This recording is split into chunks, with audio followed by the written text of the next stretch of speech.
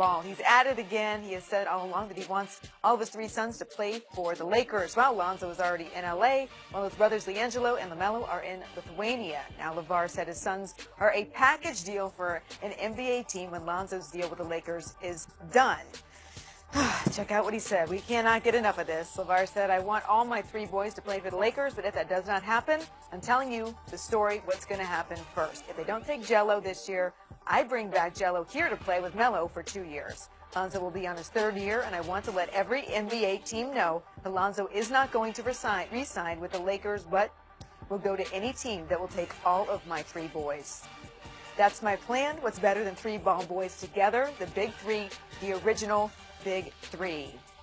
Wow. All right. We're now joined by former NBA All-Star KenYon Martin. KenYon, thanks for being here. I can already see your face after I read that quote. It's cool to be next to a guy who's over 6'4", too, you know. All right, so time for Lonzo to finally push back. We all agree, yes. Yeah, you're a grown man now. You're paying bills. There you go. You should have been said something, but I think it's too late. I think it's a downhill slope at this point. Dad does and says what he wants, and no one has corrected him or put him in his place yet, and it should have came from either his spouse or his son. No one has done it yet. But he got a better chance of getting Lonzo to go play over there with them 2 than he got to get them 2 in the league. Yeah, that's right. Better chance. He want all 3 of them to play together.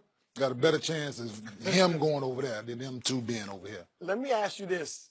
If you were a teammate of Lonzo's, how would it impact you and affect guys not only getting tired of what his dad's saying, but even looking at Lonzo like, how you going to be our leader at point guard when you won't even say nothing to your dad? Yeah, some locker rooms are different. Well, all locker rooms are different.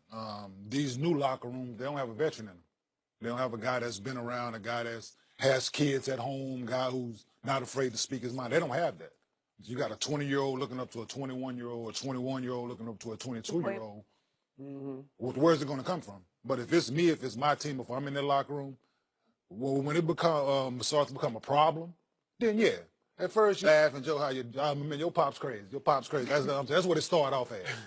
But now it's like, all right, man, enough is enough. Right. I'm saying, like, it's time for somebody to speak up, and they have nobody in their locker room that's going to do that. KenYon, what would you say to Lonzo as a teammate? No, I'll pull him to the side. I wouldn't do it in front of everybody. Like, listen, all right, it's time for your pops to chill, man. Like, he hurting you. I'm saying, like, it ain't affecting us, it's affecting you. It's affecting you now, and it's going to affect you in the future. Because some teams might not want to deal with you because of your pops. Right. See, I was going to ask you that. Like, with the Lakers, you're trying to attract big-time free agents. I just can't see LeBron wanting to be a part of, like, a circus where he's got to respond to somebody's dad. I think if LeBron if he does come into the situation, he addresses that from the door with management. Like, this is, if I'm coming here, y'all have to do this in order for me to, like, I think that conversation is to be had before any big-time free agent was to think about coming here. Listen, y'all need to calm dude down. Like, this is what it has to be. You got to calm him down. Like, or we don't want to be a part of that. You know what I'm saying? So it has to come from somebody, Magic, somebody in the organization, or Lonzo has to step to his father like a man and have that conversation. You got to say, you were just talking about your son, 6'7". You feel like he can do any and everything. You're proud of your son. Yeah. Do you think that this is going to be, that Lavar is going to be a trendsetter and we'll see other parenting antics like this or people following suit? It's probably has happened, but this day of social media and everything, the way media is now, is right there for everybody to see. We've had dads that's been outrageous with their kid in sports at the football field, the baseball, all that's been going on. But now the platform is bigger now for him. You know, for me, I sit back and it's about my kid. I'm not trying to live vicariously through my son. I made it. And a lot of situations that he put himself in and his kids in, people are looking at the fact that, well, maybe you weren't as successful in high school and college, so now you're trying to live vicariously through these boys, and your voice is what you have. It wasn't your game. It's your son's game that should be the narrative in all this, and it's not. It's what you're saying, what you're doing, and all that. But for me, it's like, let the kids be kids. Let them grow up and become who they're going to become. You can't force them to be great if they're not going to be that. You know, Lonzo was fortunate enough that his game led him to be the second pick in the draft. Yeah. And for the first 2-3 months of the season, that's not what people was talking about. Or it's what your dad is doing, it's what your dad is doing, it's what your dad is doing, it's what your dad is. And it's only going to get worse. if he don't nip it in the bud now.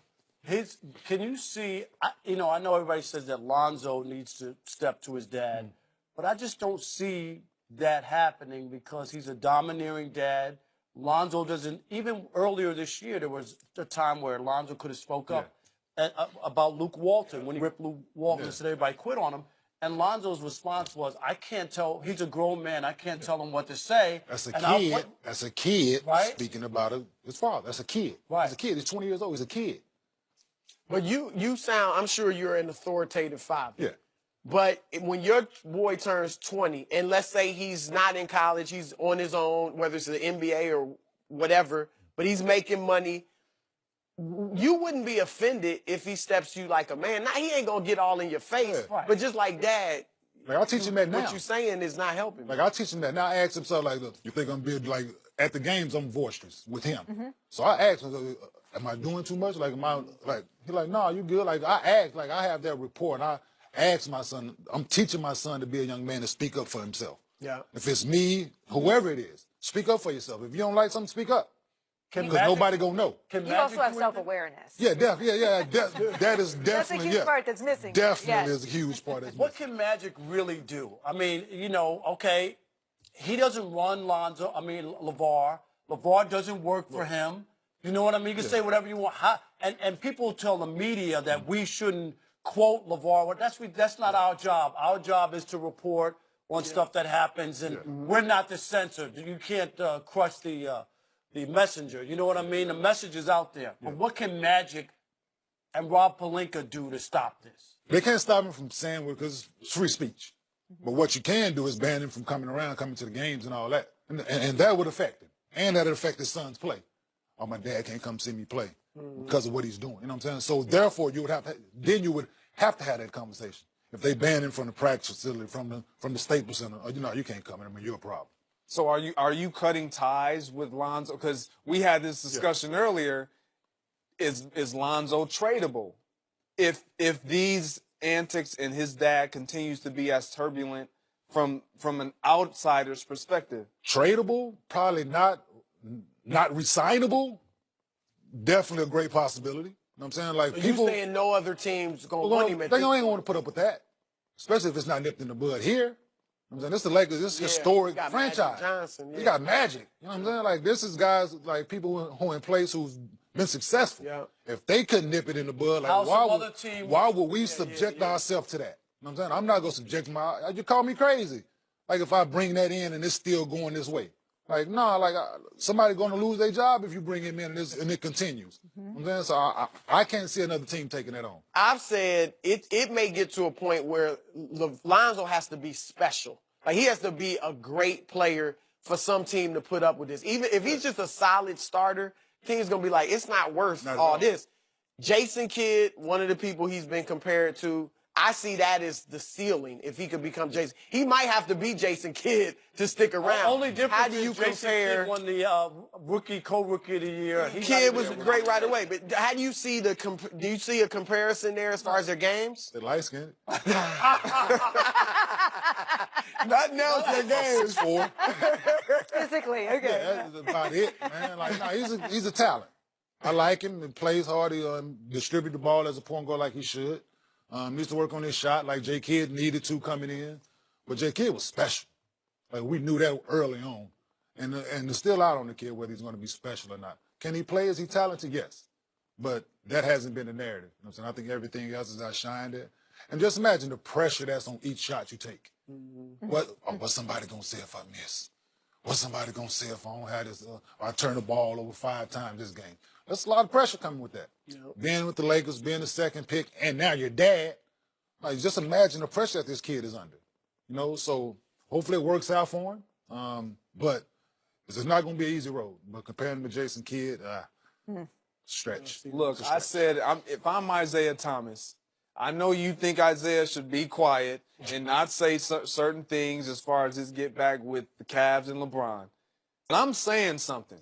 I have to say something. I'm not going to just sit here and about LeVar. Yeah. I have to say something to this young man, Lonzo being the young man, about you got to say something to your dad. But I think Isaiah Thomas will be the player that says something that everybody else wants to say I and that needs to be said. But then it'll be the flip side, like, dude, you just got here. Yeah. You know what I'm saying? But I agree with you, like, because he is outspoken about everything. Yes. You know what I'm saying? Everything. So, yeah, I can honestly see him being the one now that he's in that locker room. But then I also could see a back and forth between Lavar and No question. He Isaiah, because Definitely. he's Yeah, he taking wouldn't away back down. time from my son. Blah blah blah. He's no good. Right. He got dumped by LeBron in the Cavs. It's all sitting there, It's right? only a matter of time. It's just a matter of time before he'll Somebody light that thing. spiral completely out of control. Somebody light their fuse. Hey, all it takes him on the airplane having a conversation with somebody one day. And somebody, hey man, you know your son ain't getting many minutes no more. Because Isaiah's taking. And he's on Twitter. No, yeah, right there. He on the social airplane media. Wi-Fi, and he is. Hey, Right. Can you imagine if they banned him from the games at social media firestorm? Oh my God. Yeah, it needs to be banned from the games, banned from social media.